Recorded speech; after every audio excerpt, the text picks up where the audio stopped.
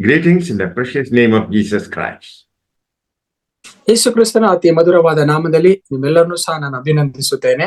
Welcome to this Kannada Sunday service of Ebenezer Ministries. ಎಬಿಸನ್ ಮಿನಿಸ್ಟ್ರಿಯ ಈ ಒಂದು ಭಾನುವಾರ ಆರಾಧನಾ ಕೂಟಕ್ಕೆ ನಿಮ್ಮೆಲ್ಲರನ್ನೂ ನಾನು ಸ್ವಾಗತಿಸುತ್ತೇನೆ.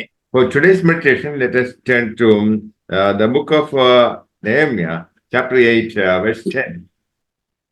ಈ ದಿನ ನಾವು ವಾಕ್ಯ ಧ್ಯಾನಕ್ಕೆ ಮುಂದುವರಿಯೋಣ. ಈ ದಿನ ವಾಕ್ಯ ಧ್ಯಾನ ಭಾಗ ನೆಹೆಮ್ಯ 8ನೇ ಅಧ್ಯಾಯ 10ನೇ ವಚನ. Then he said unto them, Go your way, eat the fat, and drink the sweet, and send portions unto them for whom nothing is prepared. For this day is holy unto our Lord. Neither be ye sorry, for the joy of the Lord is your strength. ಇದಲ್ಲದೆ ಎಜ್ರನು ಅವರಿಗೆ, ಹೋಗಿ ಮೃಷ್ಟಾನ್ನವನ್ನು ಮಧುರ ಪಾನವನ್ನು ತೆಗೆದುಕೊಳ್ಳಿರಿ, ನಮಗೋಸ್ಕರ ಏನು ಸಿದ್ಧ ಮಾಡದವರಿಗೆ ಭಾಗವನ್ನು ಕಳುಹಿಸಿರಿ. ಈ ದಿನವು ನಮ್ಮ ಕರ್ತನಿಗೆ ಪ್ರತಿಷ್ಠಿತ ದಿನವಾಗಿರುವುದರಿಂದ ವ್ಯಸನ ಪಡಬೇಡಿರಿ, ಯೆಹೋವನ ಆನಂದವೇ ನಿಮ್ಮ ಆಶ್ರಯವಾಗಿದೆ ಅಂದನು. During tough times, the source of your joy is the relationship with Jesus Christ.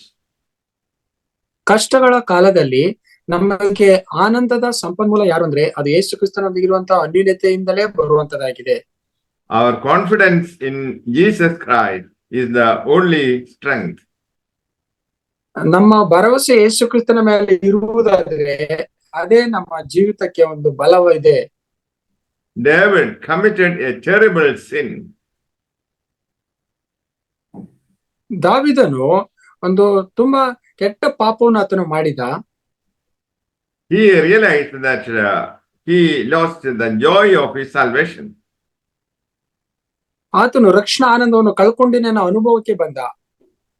He cried out to God to restore the joy of his salvation.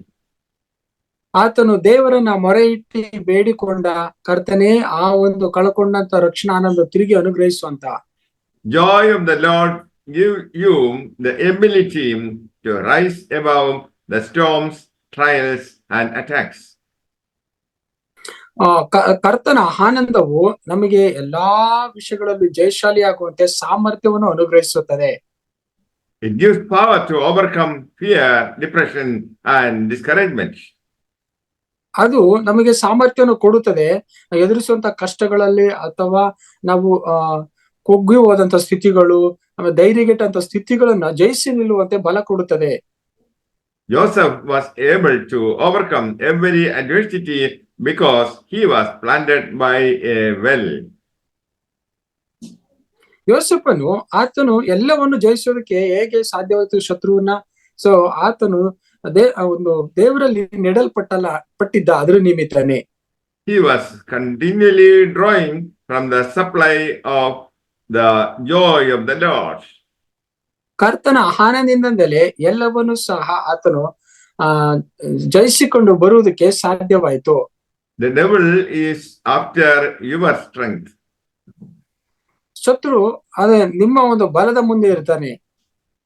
Divine reversal of circumstances is possible for people who have a relationship with Jesus Christ.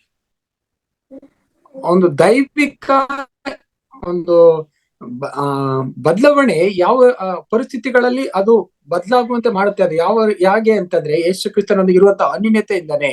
When bad things happen, those things don't steal joy because your joy is within.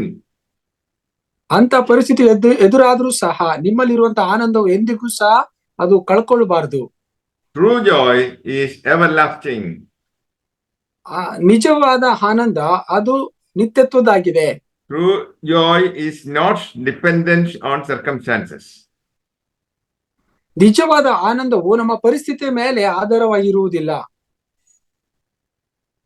The epistle of James chapter 1 verses 2 and 3. ನಾವು ಯಾಕೋಬನ ಒಂದು ಪತ್ರಿಕೆ ನೋಡಿಕೊಳ್ಳೋದಾರೆ 1ನೇ ಅಧ್ಯಾಯ 2 ಮತ್ತು 3ನೇ ವಚನವನ್ನ. My brethren, count it all joy when you fall into diverse temptations. ನಂಬಿಕೆಗೆ ಆಗುವ ಪರಿಶೋಧನೆಯು ತಾಳ್ಮೆಯನ್ನುಂಟು ಮಾಡುತ್ತದೆ ಎಂದು ತಿಳಿದು ನೀವು ನಾನಾ ವಿಧವಾದ ಕಷ್ಟದಲ್ಲಿ ಬಿದ್ದಿರುವಾಗ ಅದನ್ನು ಕೇವಲ ಆನಂದಕರವಾದುದೆಂದು ಎಣಿಸಿರಿ. knowing this, that the trying of your faith works patience.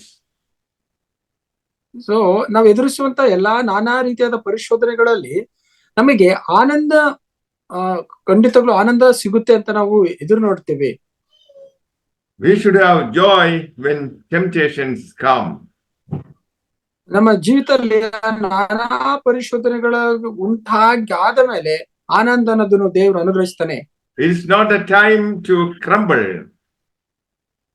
ಅಂತ ಸಮಯದಲ್ಲಿ ನಾವು ಮುರಿದುಕೊಳ್ಳುವಂತದ್ದಲ್ಲ, ನಾವು ಕುಗ್ಗಿ ಹೋಗುವಂತದ್ದಲ್ಲ, ಜಜ್ಜಿದಂತಲ್ಲ. Such trials are good for your faith. ನಾವು ಎದುರಿಸುವಂತಹ ಕಷ್ಟಗಳು ಒಳ್ಳೆಯದೇ, ಅದು ನಮಗಾಗಿಯೇ, ನಮ್ಮ ನಂಬಿಕೆ ಬಲಪಡಿಸಿಕೊಳ್ಳುವುದಕ್ಕಾಗಿಯೇ. Paul was imprisoned, but it could not steal his joy. ಪೌಲನು ಆತನು ಸೆರೆಮನೆ ಒಳಗಡೆ ಇದ್ದಾಗ್ಲೂ ಆತನ ಆನಂದವನ್ನು ಯಾವುದು ಕತ್ಕೊಳ್ಳೋದಕ್ಕಾಗ್ಲಿಲ್ಲ. The joy inside him was not imprisoned. ಆತನೊಳಗಿದ್ದಂತ ಆನಂದವು ಅದು ಆನಂದದಲ್ಲಿ ಆತನು ಸರಿಯಾಗಿರ್ಲಿಲ್ಲ. Holy Spirit is a tree which produces the fruit of joy. ಪರಿಶುದ್ಧಾತ್ಮ ದೇವರು ಆ ಒಂದು ಮರವಾಗಿದ್ದಾರೆ, ಆ ಒಂದು ಆನಂದ ಎಂಬುದನ್ನ ಫಲವನ್ನು ಅವರು ಕೊಡ್ತಾರೆ. Paul and Silas were worshiping the Lord inside the prison. ಪೌಲನು ಮತ್ತು ಸೀಲನು ಒಂದು ಸೆರೆಮನೆ ಒಳಗಡೆ ಕರ್ತನನ್ನು ಆರಾಧಿಸ್ತಾ ಇದ್ರು. Beatings could not dampen their spirit. ಅವರು ಹೊಡೆದಂತ ಹೊಡೆತವು ಅವರ ಆತ್ಮವನ್ನು ಅವರು ಕುಗ್ಗಿಸಿ ನಾಶ ಮಾಡಕ್ಕಾಗ್ಲಿಲ್ಲ. Circumstances could not steal their joy. ಆ ಒಂದು ಪರಿಸ್ಥಿತಿ ಅವರ ಆನಂದವನ್ನು ಕದ್ದುಕೊಳ್ಳಕ್ ಆಗ್ಲಿಲ್ಲ. Their joy prompted them to pray and sing praises to God. ಅವರ ಆನಂದವು ಅವ್ರನ್ನ ಮೇಲೆ ತಂದು ಅವರು ಹೆಚ್ಚಾಗಿ ಪ್ರಾರ್ಥಿಸುವಂತೆ, ದೇವರನ್ನ ಸ್ತುತಿಸುವಂತೆ, ಆರಾಧಿಸುವಂತೆ. The joy of the Lord is their strength. ಕರ್ತನ ಆನಂದವೇ ನಮ್ಮ ಬಲವಾಗಿದೆ. May the Lord bless you all with these words. Amen. ಈ ವಾಕ್ಯದ ಮೂಲಕ ಕರ್ತ ನಿಮ್ಮನ್ನು ಆಶೀರ್ವದಿಸಲಿ. ಆಮೆನ್.